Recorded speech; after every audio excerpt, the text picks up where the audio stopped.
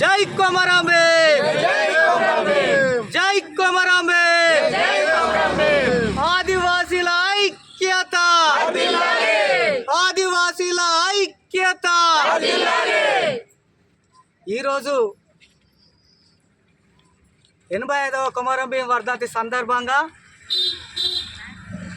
ఆదివాసీ హక్కుల పోరాట సమితి తుడుందెబ్బ నాయకోబోర్డు సేవా సంఘం, ఐటీడీఏ సాధన సమితి, ఆదివాసీ సంఘాల ఆధ్వర్యంలో కొమరంభీం వర్ధంతి సందర్భంగా గిరిజన సంక్షేమ శాఖలో విధులు నిర్వహిస్తున్నటువంటి డైలీ వేజ్ వర్కర్లకు మద్దతు ప్రకటిస్తూ వారి కోరికలు నెరవేర్చే విధంగా ఈ ప్రభుత్వం దిగి రావాల్సిన అవసరం ఎంతైనా ఉన్నది. ఓట్ల కోసమే రాజకీయం కాదు, పూర్తి స్థాయిలో ఈ ప్రభుత్వం నమ్ముకున్నటువంటి డైలీ వేజ్ వర్కర్లు ఎవరైతే ఉన్నారో వారికి పూర్తి స్థాయిలో న్యాయం జరిగే విధంగా మరి ఈ ప్రభుత్వం కృషి చేయాల్సిన అవసరం ఎంతైనా ఉన్నది. అదేవిధంగా వాళ్ళకి మినిమం టైం స్కేల్ అడుగుతూ ఉన్నారు. పూర్తి స్థాయిలో జీతాలు రాకుండా 6 నెలల నుండి అలమటిస్తూ ఉన్నారు.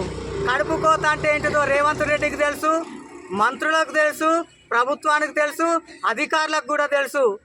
ఒక్కరోజు జీతం వెనుకైతేనే అధికారులు అలమటిస్తూ ఉంటారు.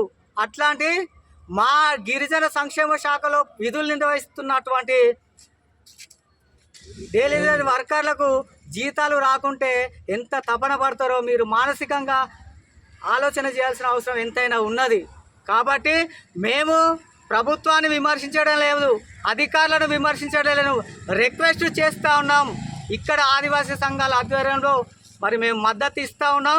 పూర్తి స్థాయిలో ఆలోచన చేయాల్సిన అవసరం ఎంతైనా ఉందని చెప్పేసి ఈ సందర్భంగా ప్రభుత్వానికి రిక్వెస్ట్ చేస్తూ వెంటనే మా గౌరవ మినిస్టర్ గారు గౌరవ దుద్దిల్ల శ్రీధరబాబు గారిని ఈ సందర్భంగా ఇక్కడ నుండి మేము రిక్వెస్ట్ చేస్తూ ఉన్నాం. మేమంతా గిరిజన సంక్షేమ శాఖ బిడ్డలం, గిరిజనులం.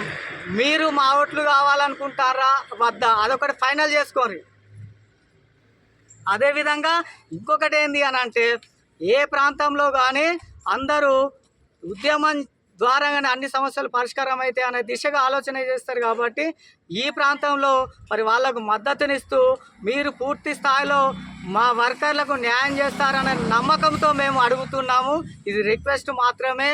మరి పూర్తి స్థాయిలో ఆలోచన చేసి రేవంత్ రెడ్డి గారి దగ్గర కూర్చొని మంత్రిమండలిని ఏర్పాటు చేసి మరి వీళ్ళ సమస్యలను పరిష్కరించే దిశగా ఆలోచన చేయాలని చెప్పేసి గౌరవ మంత్రివర్యులకు మేము విజ్ఞప్తి చేస్తూ ఉన్నాం. జై ఆదివాసీ, ఆదివాసీల ఐక్యత, ఆదివాసీల ఐక్యత.